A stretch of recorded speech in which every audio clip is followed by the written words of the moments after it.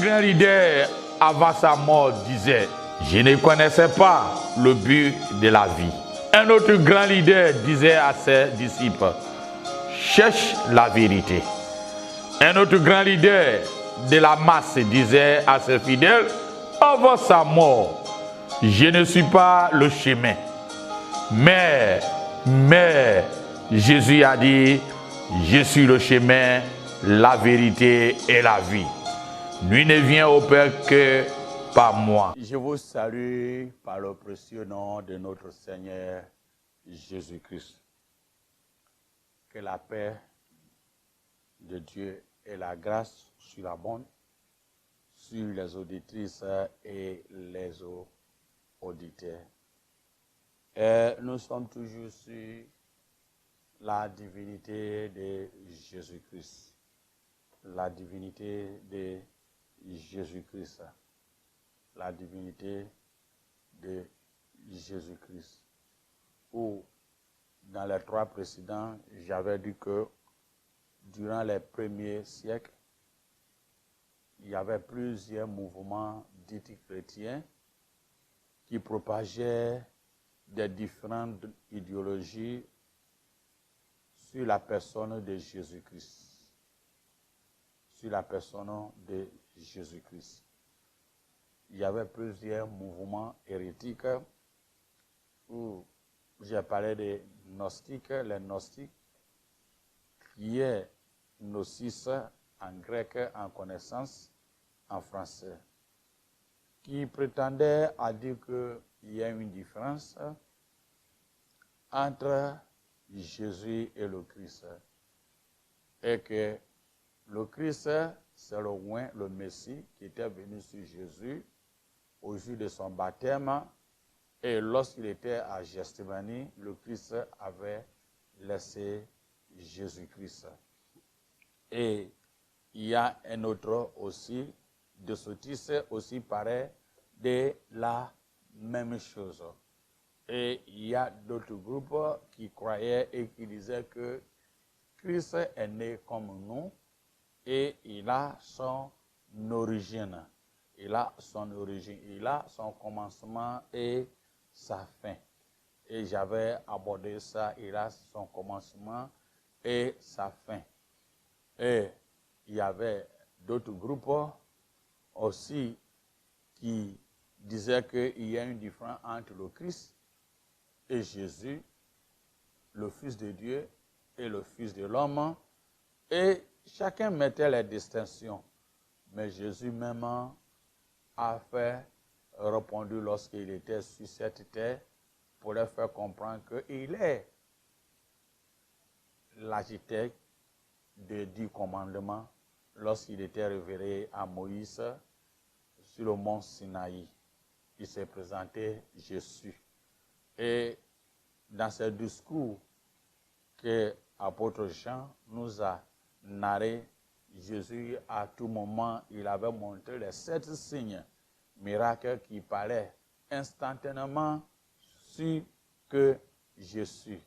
Où il dit, je suis le bon berger, je suis la lumière, je suis le vrai sceptre, je suis le vrai sceptre, je suis le chemin, la vie et l'éternel, je suis la résurrection de la vie, je suis je suis la porte, je suis le pain divin. C'est-à-dire, il montrait et il a fait qu'il était venu non pour détruire les 10 commandements, mais pour le accomplir. Et il avait même dit qu'avant Abraham, lui-même, il était là. Lui-même, il était là. Lui-même, il était déjà là. Et apôtre Jean nous a parlé. Et il parlait aux Grecs ainsi qu'aux Juifs que Jésus était la parole. Jésus était la parole. Et lorsqu'il parlait de ça, lui, il a pris son temps pour bien expliquer, pour permettre que ses auditeurs ou auditrices comprennent à leur temps mieux, comme aussi à nos temps. Donc, le 4e évangile, Jean a utilisé le mot logos comme tout le monde connaît. Dans un sens technique, lorsqu'il appelait Jésus la parole, le hologos, la parole devient presque synonyme de le message chrétien. Marc nous dit que Jésus a prêché la parole à la foule. La parole. Dans Marc 2, verset 2. Dans le parabole, la semence que le Seigneur a sémée était la parole. Dans Marc 4, c'était le travail de Paul et ses amis qui a prêché aussi la parole. La parole. Dans Actes 14, on dit plus souvent que la parole est la parole de Dieu. Est la parole de Dieu. Luc nous fait, chapitre 5, nous fait comprendre. Jean 10, 34 aussi dit, Jean 10, chapitre 34, ainsi que Actes, chapitre 4, verset 41, nous fait comprendre que cette parole est la parole de Dieu. Parfois, c'est la parole du Seigneur ou parfois c'est la parole de Christ. Quand nous lisons 1 Thessaloniciens 4, chapitre 15 ou 2 Thessaloniciens, chapitre 3, il nous parle que la parole du Seigneur. Et Colossiens 3, 16 aussi nous parle la parole de Christ. La parole de Christ. Mais la parole a plusieurs fonctions. La parole a plusieurs fonctions.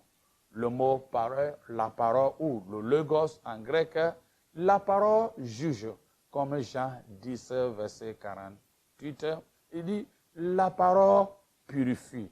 Dans même Jean 15, verset 3, et il purifie en exposant le mal pointant vers le bien. La croyance vient par la parole, comme Actes 4, verset 4.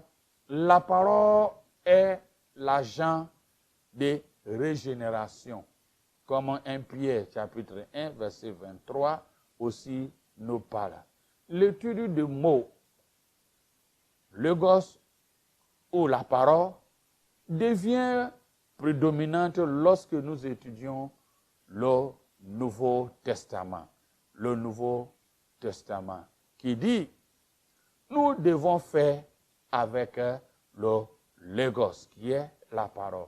Il dit, Matthieu 13, verset 10, nous fait comprendre, le logos doit être attendu.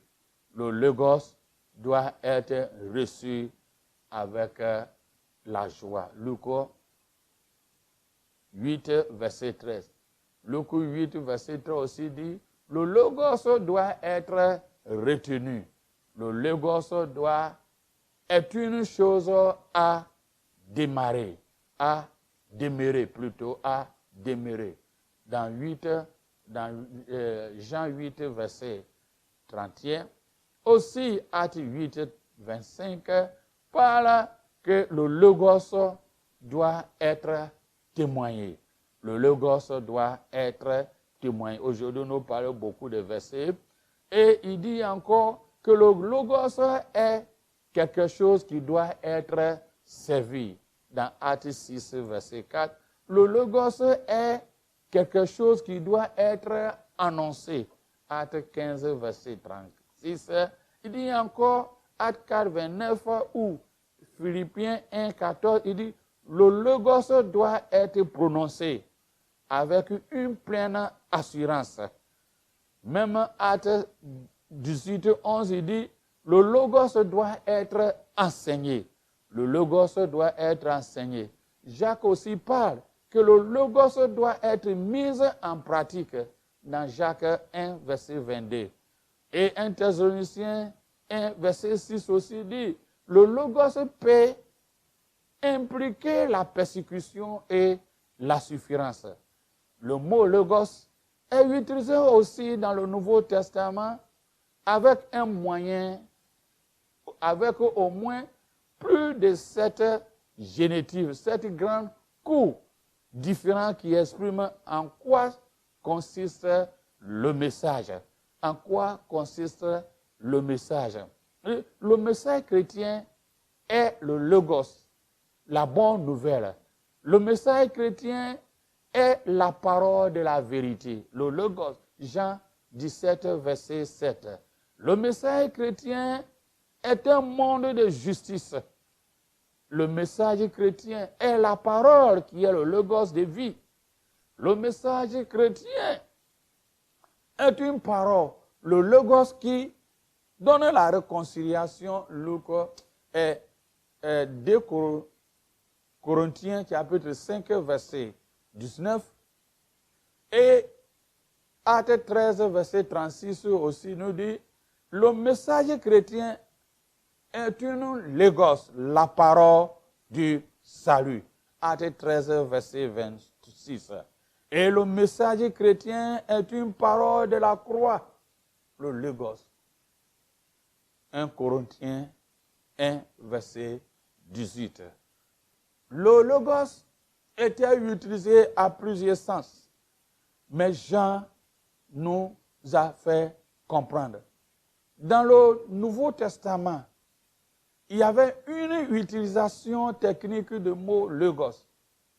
Il apparaît dans le prologue, dans l'introduction du 4e évangile, l'évangile selon Jean, et culmine dans la grande parole.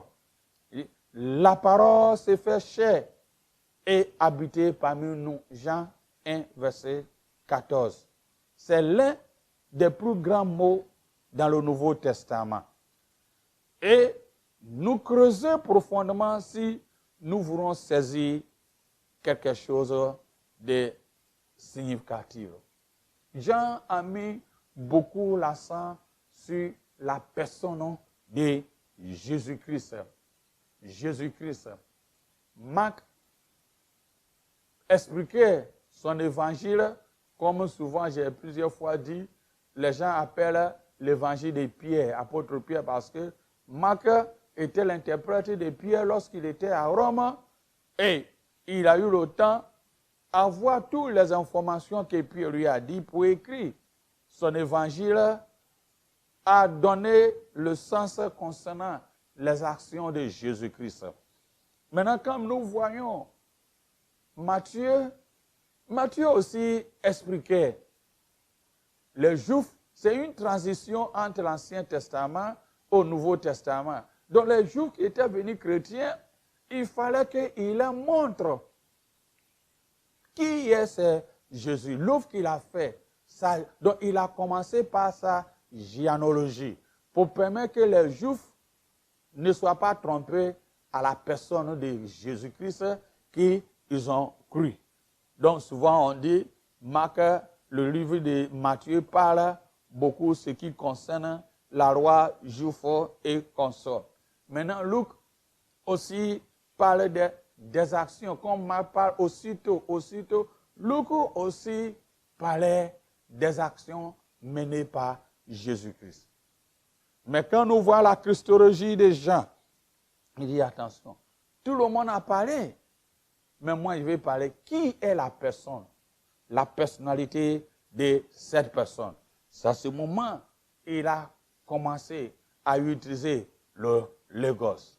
Il a utilisé le logos. Il faut commencer par rapport avec le mot grec. Le logos a des deux sens. Quand Jean utilisait le mot logos, il savait, les païens, les non-juifs, comment ils comprennent cette parole, le logos. Et dans le grec, le logos a deux sens. Il signifie la parole et il signifie aussi la raison, l'intellect. Et ces deux significations sont toujours entrecalées. Nous devons commencer par le contexte juif. Comment les Juifs comprennent le logos? Dans la pensée juive, une parole était un son exprimant un sens. Une parole était qu'un son. Une parole était qu'un son, exprimant un sens.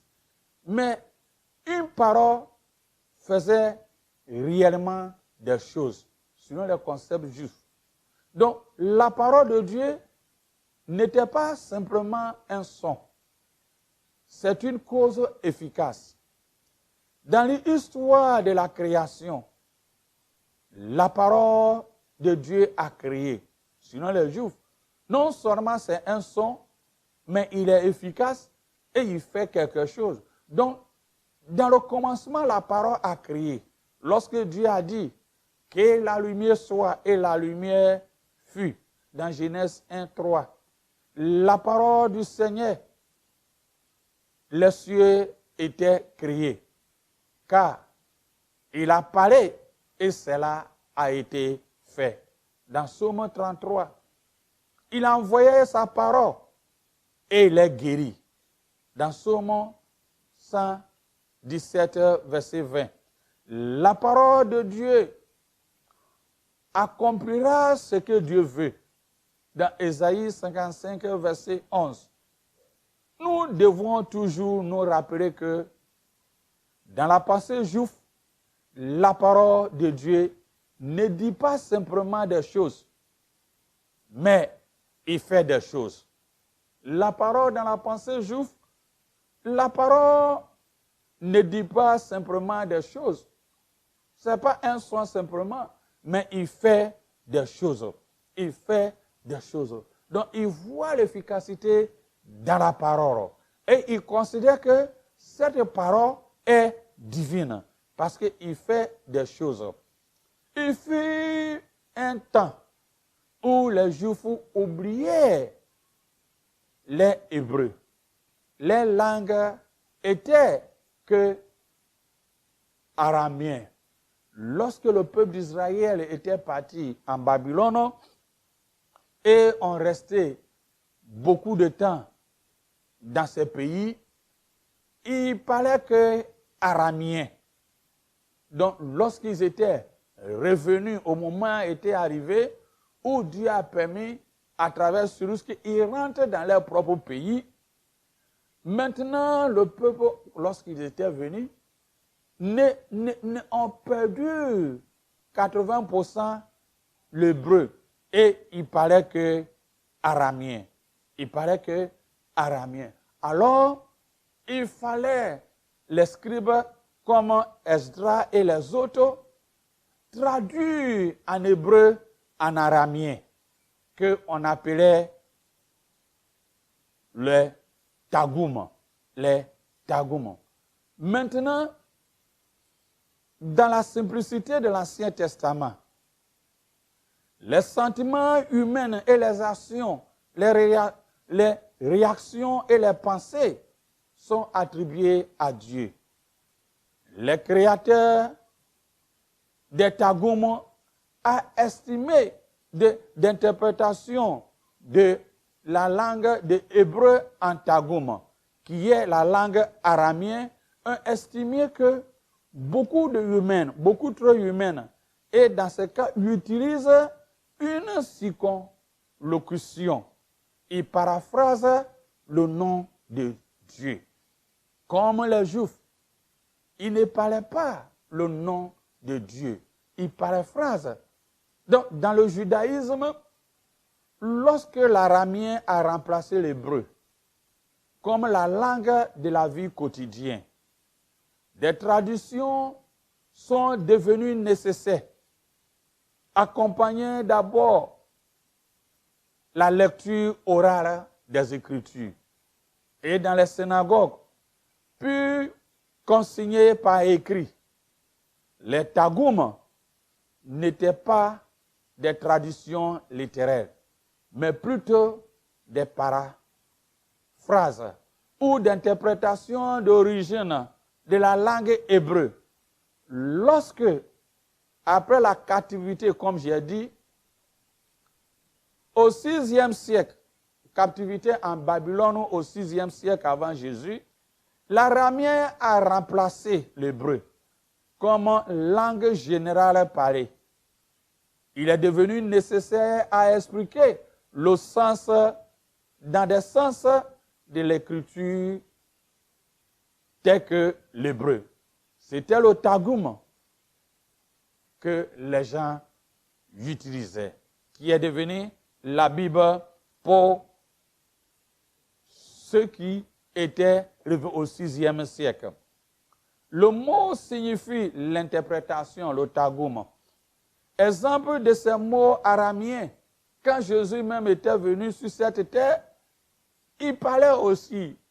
Et quand tu attends souvent Rabboni, qui est maître, Talita Koum, jeune fille, quand Jésus a dit ça, à Marc 5, verset 41, Talita Koum, et Ephatra, Abba, Lama Sabatani, Maranatha, Ko Bana, Ba Timolé, Deba Abba,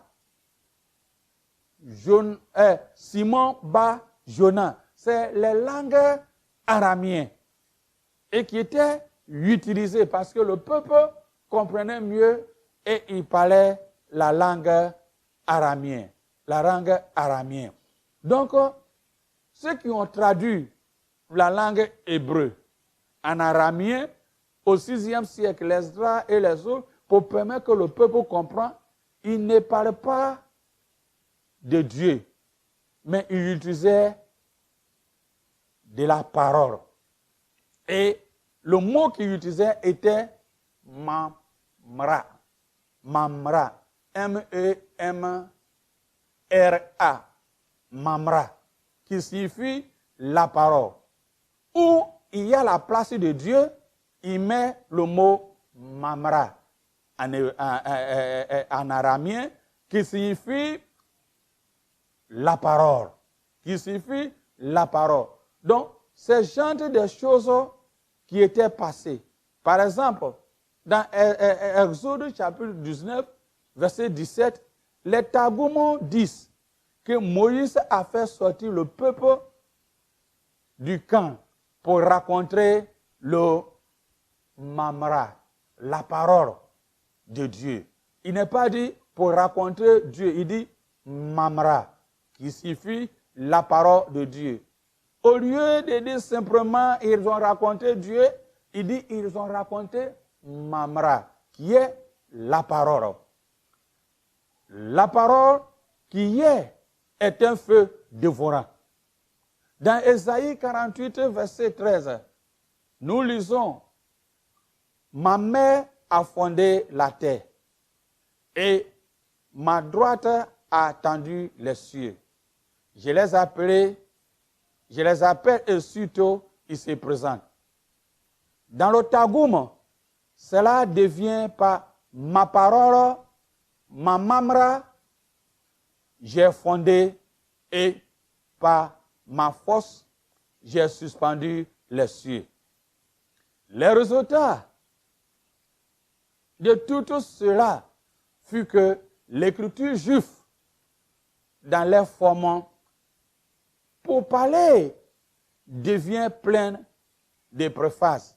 La parole, qui est le mamra de Dieu, la parole faisait toujours des choses, pas simplement disait des choses. Il dit, mamra fait toujours des choses, pas simplement disait des choses. Souvent, souvenez-nous maintenant que la parole et la raison sont étroitement liées.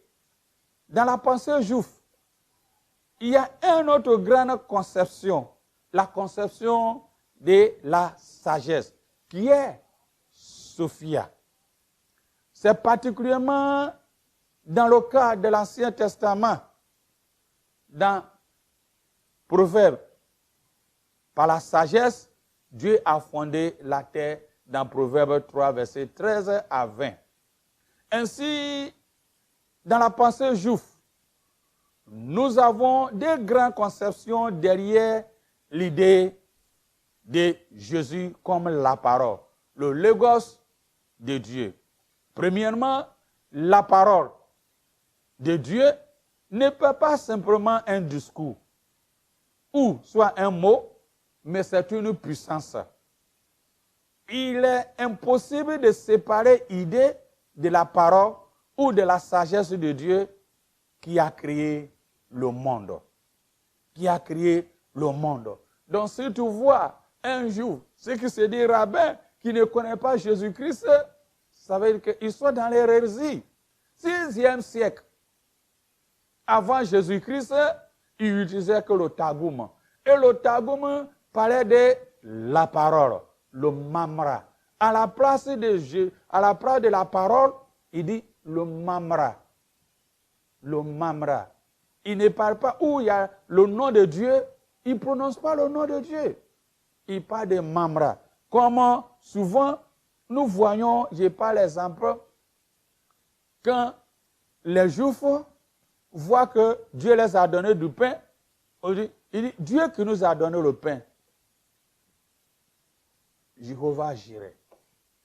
Dieu qui m'a sauvé, il dit, celui qui m'a sauvé. Donc, il met la description en fonction de ce que Dieu fait. Il utilise cette description pour qualifier Dieu, sans parler du nom de Dieu. Parce qu'il se dit, qui ils sont pour prononcer le nom de Dieu? Donc, c'est pourquoi ceux qui ont fait la tradition en Targum, Esdras, à son temps, au 6e siècle avant que, pour ne pas que les Juifs perdent leur origine, utilisaient le mot mamra. Et comme le mamra est le sens de la parole, ou la parole créatrice, ou directive de Dieu, qui était manifestée dans sa puissance dans ce monde de la matière et de l'esprit. Un terme utilisé surtout dans le Targum. Dans le Targum, comme substitut de Dieu. Lorsqu'ils donnent l'expression anthropomophorique relative qui possède la forme de l'apparence humaine, terme employé essentiellement pour parler des animaux. Dans le Targum, le membre figure constamment comme la manifestation puissance divine ou le message de Dieu à la place de Dieu lui-même. Donc, on utilisait le mot mamra au lieu du Seigneur ou au lieu de Dieu, où le mamra est le feu dévorant. Le mamra n'est pas, mais il fait des choses. Donc, quand nous lisons le Targum, il explique que le mamra est la parole. Donc, Jean, en utilisant le mot logos, au commencement, était la parole. Les Juifs comprenaient le mamra, le logos, qui était une parole créatrice, mais une parole aussi qui fait et qui a une puissance. Donc on ne peut pas séparer cette puissance avec la parole, le son. C'est inadmissible de séparer les deux. Et il a dit, il se fait chair. Donc c'est inadmissible de séparer la puissance et le son. C'est difficile, ce n'est pas des choses visibles où on peut séparer. Donc la parole qui se fait chair, qui est la puissance créatrice de Dieu, est indivisible, inséparable. Donc au commencement, Christ. Et nous allons continuer la conception des Grecs. Et nous allons arriver à la construction. Comment Jean appliquait ce mot logos. Sois béni. Un grand leader avant sa mort disait, je ne connaissais pas le but de la vie. Un autre grand leader disait à ses disciples, cherche la vérité. Un autre grand leader de la masse disait à ses fidèles, avant sa mort, je ne suis pas le chemin, Mais, Jésus a dit, je suis le chemin, la vérité et la vie. Nul ne vient au Père que par moi.